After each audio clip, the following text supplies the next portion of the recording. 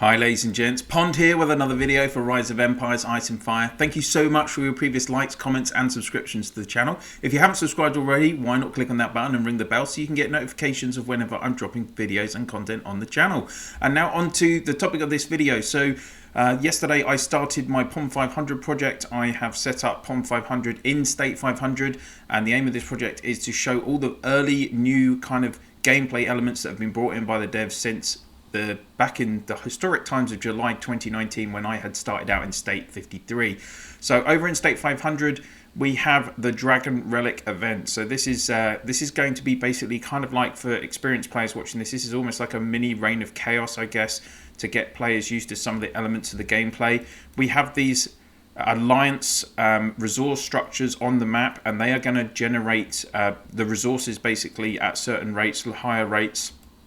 And with the Dragon Relic Event, you have to build alliance command centers. There are 3 zones. So if we look on the map, you can see there's these structure items. They're the same icon as you would see for a capital on an Eden map. And you can see that effectively on the map, there are 3 rings around the map. So the outer, middle, and then inner ring. The closer you get to the middle of the map, the better the benefits these structures give you. So if we look over here, we have a small market. So first occupation rewards, all alliance members will receive the following rewards. It's an advanced teleport, 3 advanced recruitment tickets, 1,000 gems, and then some level 3 resource chests.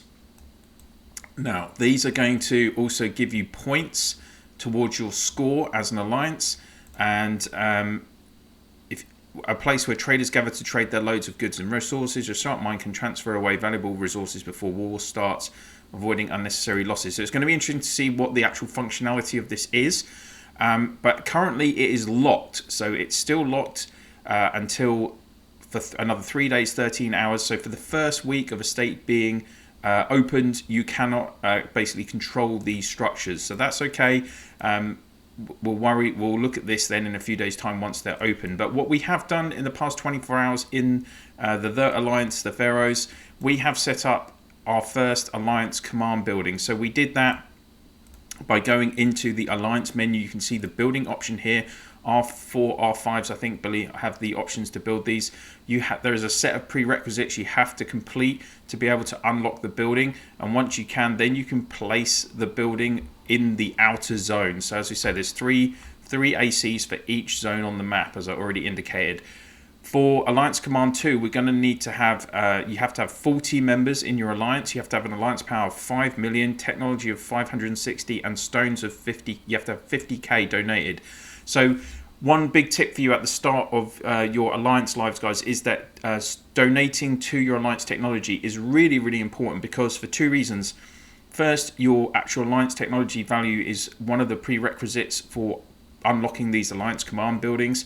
The second thing is that when you're donating obviously to your alliance technology, that is going to give you points to use in the store. You can go to the store and then buy rocks, and when you buy rocks, you can then donate them in the buildings menu. You can go to the resources page and you can see here, donate the stone blocks 1,000 at a time to the alliance stock, so that then you can have enough to unlock the building. So you're also for the command building. Now the next thing to look at is sentry towers. So and also in terms of the AC building, so we Anubis placed the AC building in the outer ring yesterday, and you have to build your alliance command center. So, and you can reduce the build time by sending troops to the building. So for those, you can see that a lot of the players in the alliance have they teleported right by the AC, and then they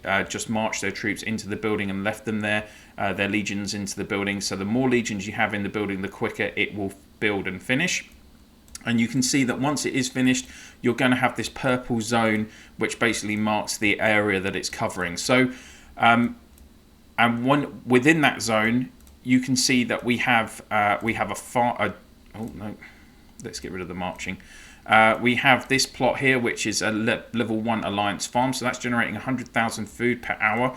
And then we also have landed in this zone, we've got a quarry giving 75,000 there, and another quarry here giving 75,000. So if we go into the events and go into Dragon Relic, you can check the resources here will show how much your alliance is generating in terms of resources. So and the more area you obviously control, then the more resources you can generate, because you'll be occupying those alliance resource plots. So this is you can see here that that's where we're getting the 100,000 food from and the 150,000 marble from. Now this is important, that you want to be generating as much resources as possible, because if we go back into the alliance menu, you can see in the buildings on resources there is the allocate option. So once you hit the capacity for each of the different resources, food, lumber, marble and iron, once you hit these capacity targets, you can allocate all of the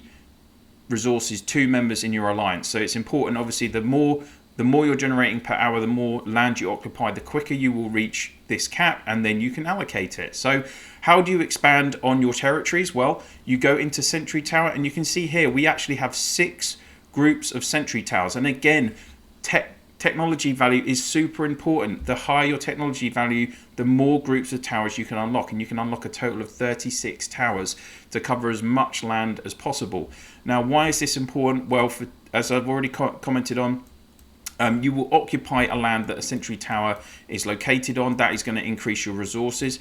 Also, the Sentry Towers act as a bridge. So you can see that right now we are here by this building, and the Alliance leader marker is here. So we want to be occupying as many of these buildings as possible.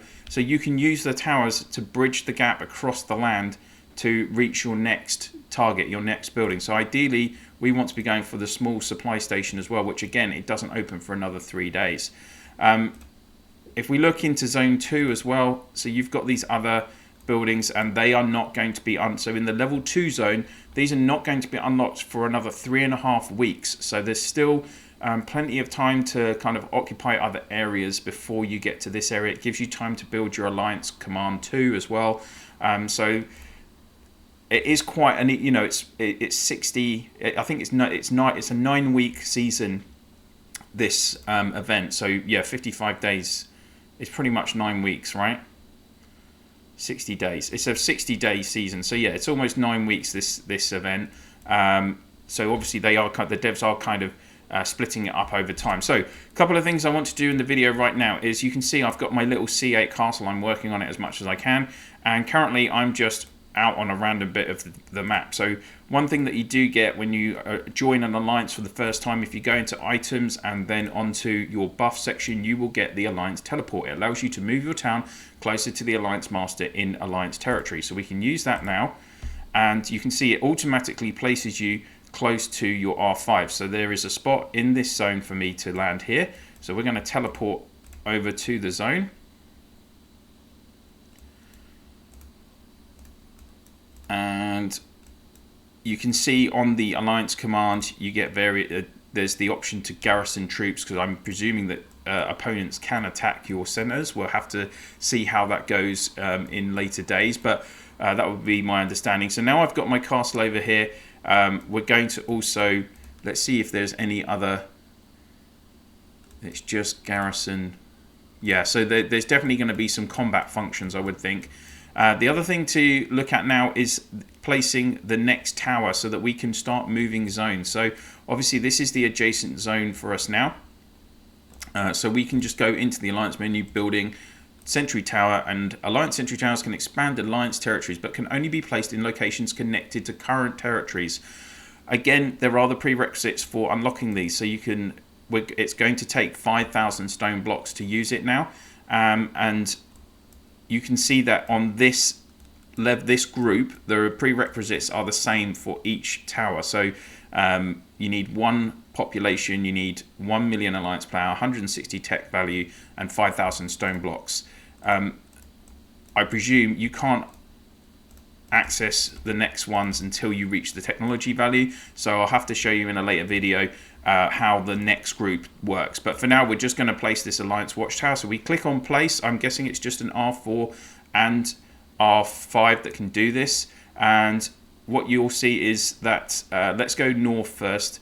As soon as you move 1 line away from your current zone, it will not allow you to place it, but as long as it's adjacent, it will. The other thing is, obviously, you'll need a watchtower to place next to these buildings.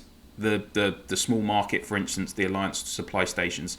They won't let you place them now because that building is still locked. So while they're locked, you can't place your towers next to them. So what we are actually going to do is we're hoping to move left across the map. And what I'm going to do is, hopefully, you have to find a space where the tile is clear as well. And then we're just going to place. And then you can see that so this is our additional zone now with the hashed. You can see at the moment it's just a hashed mark showing where the zone is.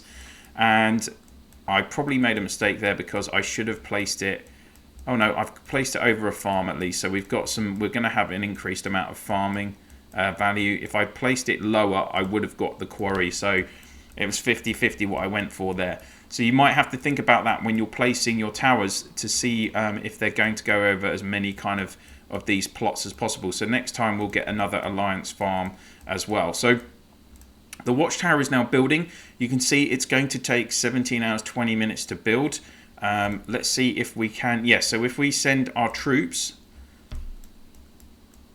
then this should reduce the building time as well. So if we click, let's have a look on the quick. The Alliance built the watchtower and the Alliance command post sent scouts on regular patrols. Any threats that enter the alert range can be immediately countered. So that's going to be interesting if an opponent tries to tile into your zone perhaps. Then something's going to alert you, maybe like the dreaded red screen as we've seen before. I'm just waiting. So we've got 10 seconds until my Legion gets there.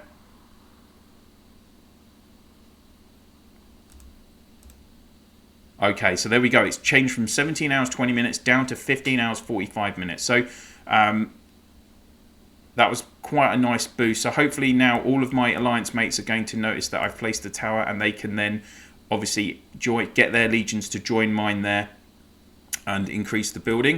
If we look at details, so yeah, it just shows you building troops. You have to build up the demolition value by the looks of it. The more troops and Alliance members join the construction, the faster it will be. All participants will receive contribution based on time spent. Interesting.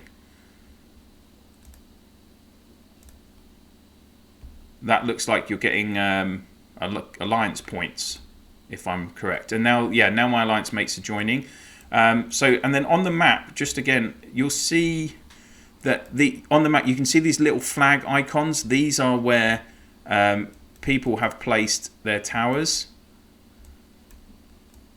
and you can see that this Alliance is a little bit ahead of us. They've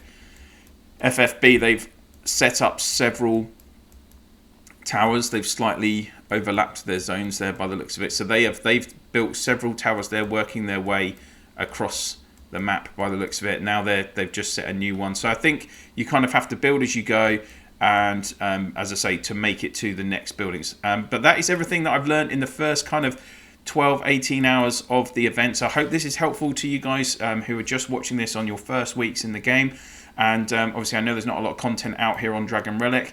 So if you do have any questions or comments, please do pop them in the comment section below. I'll be interested to hear from you. Maybe your players that are in slightly older states in the 400s, you've already done this event. Then any kind of extra info that you have, please do pop it in the comments. That would be really helpful.